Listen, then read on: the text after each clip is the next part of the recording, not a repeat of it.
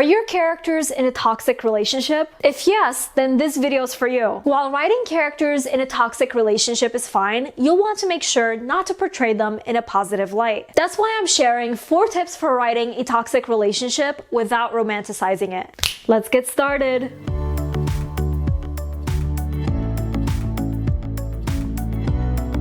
Hey guys, Nour here and welcome back to my channel. For those visiting for the first time, hello! I'm the fantasy author of the novel Divinity Falling. Be sure to subscribe for awesome writing advice videos that will help you take your story to the next level. So, in recent years, I've noticed that more and more books are featuring toxic relationships in a positive light. But the problem with books romanticizing toxic relationships is that they teach young readers that this behavior is attractive. But I think most of us agree that there's nothing hot or attractive about abuse. So how can we tackle toxic relationships in fiction without romanticizing them? Here are a few tips. Tip number 1. Don't sugarcoat the abuse. When you're writing about a toxic relationship, show readers the effects of the abuse, whether physical or emotional. Don't try to cover up the awful parts or portray them as normal. Even if the abuser is remorseful in the aftermath of the events, don't shy away from showing the hurt and pain the victim is going through. This is where some writers begin romanticizing the abuser. But don't. Just because the abuser feels sorry for what they did doesn't make it okay. Their remorse doesn't take away the victim's pain and fear. When writing these relationships, it's crucial that you portray the abuse authentically. Tip number 2. Avoid romantic language. This one is a bit obvious. Since we don't want to romanticize toxic relationships, we shouldn't refer to them using romantic language, such as by calling them passionate or all-consuming. Because if we did that, it implies that toxic relationships are good and exciting. Tip number 3.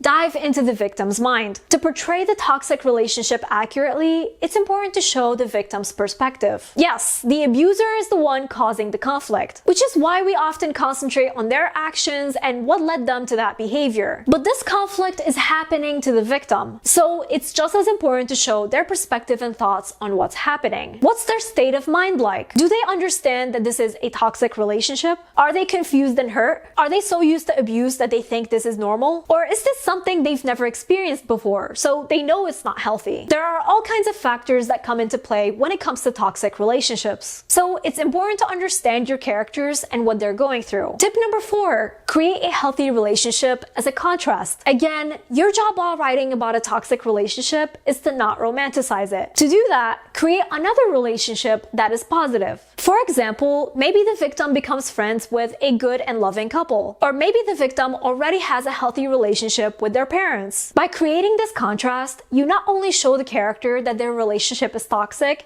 but you also show readers what a good relationship looks like. So that's all I have for you today. I'd love to know, have you ever written about a toxic relationship? Let me know in the comments. If you're new to my channel, be sure to subscribe. I put out writing advice videos every other Wednesday that will help you take your story to the next level. Also, don't forget to follow me on social media to see what I'm up to from day to day and to chat with me. And before we go, I just want to give a quick shout out to Sarah Freen, Alan J. Early, and Noah Kovanti from my shout outs here over on Patreon, as well as all my amazing patrons. Thank you all so much for your support. I really appreciate you. And remember, Nour for president!